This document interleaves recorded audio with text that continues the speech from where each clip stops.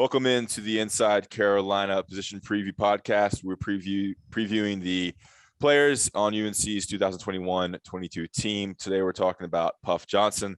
I'm your host, Ross Martin, joined by Sherrell McMillan and Greg Barnes. Puff Johnson, 6'8", 205, entering his sophomore season.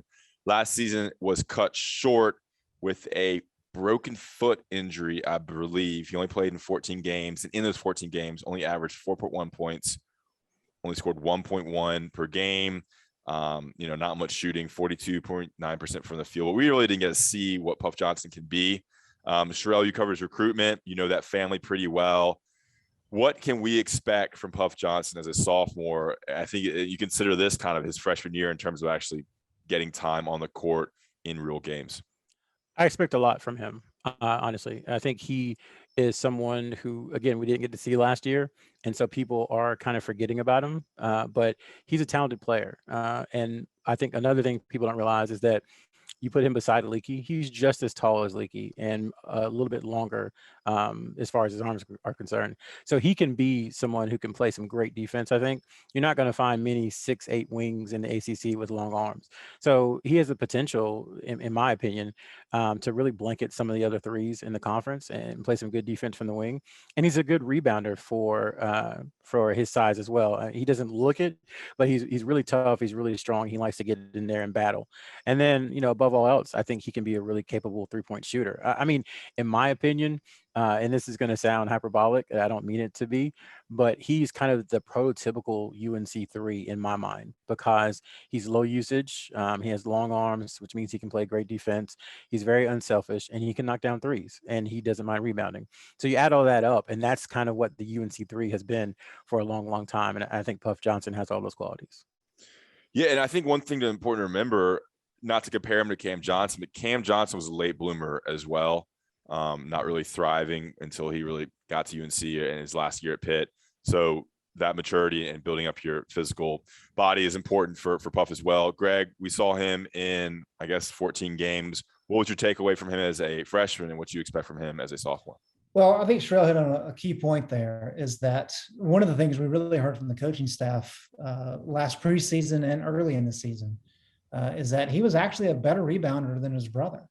And while we all kind of assume he's got the same size as Cam and he has the same shooting ability, if he can add a rebounding component to it, now you're talking about a kid that can be special down the road.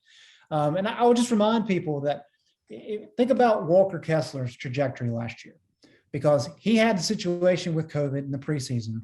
And as a true freshman, missing 2 weeks where you're not even allowed to be at practice and then come back, it takes you a long time to kind of get your rhythm. And so what happened with Kessler? By the time he got into late January, all of a sudden he blows up and really blossoms as this player late in the year. Well, Puff had the same situation where he was out because of COVID early. And then by the time he finally kind of starts to get back into the groove, UNC Ross actually termed it a sprained toe on his right foot in practice in late January. And so just as he's finally kind of working his way back in, that happens and he misses the rest of the season. So clearly a frustrating year for him. There was potential there for playing time with how the season went for Carolina last year. So I don't doubt that after the season, he said, look, tough year. I know exactly what to do. I saw my brother do it. The family understand what it's about.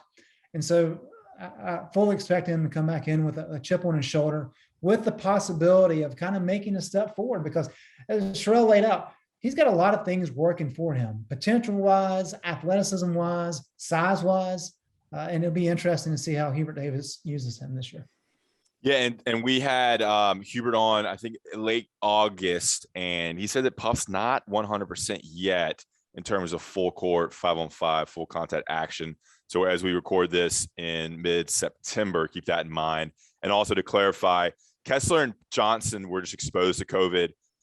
Greg knew that, but they didn't have COVID. They were exposed. They had a 2-week, whatever you want to call it, situation where they couldn't quarantine situation.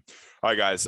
Puff Johnson enters his sophomore season. We didn't see much of him as a freshman. We should see how he fits in and his role as kind of a 3. You can play some 4 in Hubert Davis's versatile positionless offensive system.